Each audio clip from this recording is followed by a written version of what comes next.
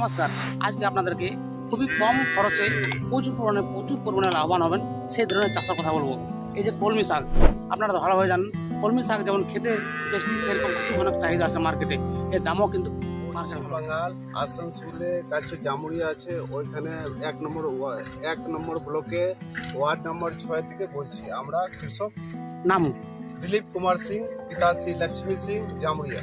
কত বছর ধরে চাষবাসের সঙ্গে যুক্ত আমরা আছেন? জন্ম থেকে আমার বাবারা চাষ করতো। ওই জন্ম থেকে মোটামুটি 5-6 বছর থেকে আমরা যে আছেন বাবার হাত বাটায় বাবার সঙ্গে লেগে থাকি। মোটামুটি কত বিঘা চাষ করো? আমরা মোটামুটি 5-6 বিঘা চাষ করি। শুধু সবজি চাষে? সবজি চাষ, সব সবজি। তা কি ধরনের সবজি? সবজি যেমন সিজনে আনসিজনে সব চাষ করি। গ্রীষ্মকালীন, শীতকালীন, বর্ষাকালীন সবই? হ্যাঁ, সব। আচ্ছা আচ্ছা। যেমন কি আমাদের আগে সিজনে ভালো করে রেট পাওয়া যায় না, ওইটা আমি অফ সিজনে করি। এখন আমাদের বাঁধাকপি আছে, ফুলকপি আছে, সিজনে আমাদের খুব কমে রেটে, কেন কি সবাই চাষ করে। আর এই অফ সিজনে বহুত লোক করে না, ওইটা বহুত লোক করে না, তার জন্য আমরা করি, ভালো রেট পাওয়া যায়। আচ্ছা, এই কলমি শাক চাষ করছেন, এটাতে কতটা বেনিফিট হয়েছে আপনার? বা এটাতে ভালো বেনিফিট আছে। মোটামুটি 4 কাঠাতে 4 মাসে 40,000 টাকা পাওয়া যাবে। আর কিছু খরচা নেই, একবার খালি 2 গাড়ি গোবর দিন দিলেন, আর তারপর 10 কিলো 10-26 দিন দিলেন, আর ছড়ান দিলেন, তারপর 1 মাস পরে কাটতে স্টার্ট করলেন। আর হালকা হালকা যে আছে না জল দিবেন, একটা জঙ্গল হয়ে গেলে জঙ্গল কামান দেন, আর কেটে কেটে বাস। আচ্ছা, একবার কাটার পর কতদিন পর ফলন রেডি হয়?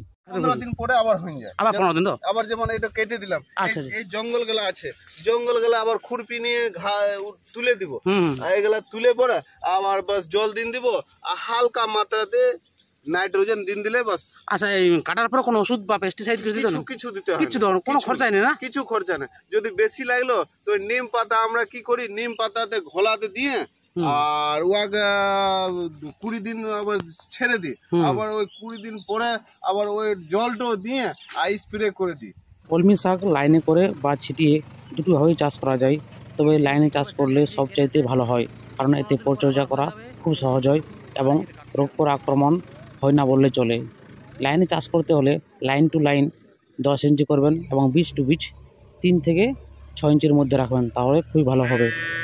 ভিডিওটি ভালো লাগলে অবশ্যই শেয়ার করুন, কারণ আপনার দ্বারাই কেউ না কেউ উদ্বুদ্ধ হয়ে কলমি শাক চাষে আগ্রহী হবেন। মনে করা যে শুধু মানে কলমি শাক চাষ করবো, তাতে তার প্রচুর বেনিফিট না? বহুত বন, মানে কি একবারে বীজ লাগলে মোটামুটি 30-40 বার কাটতে পারবে।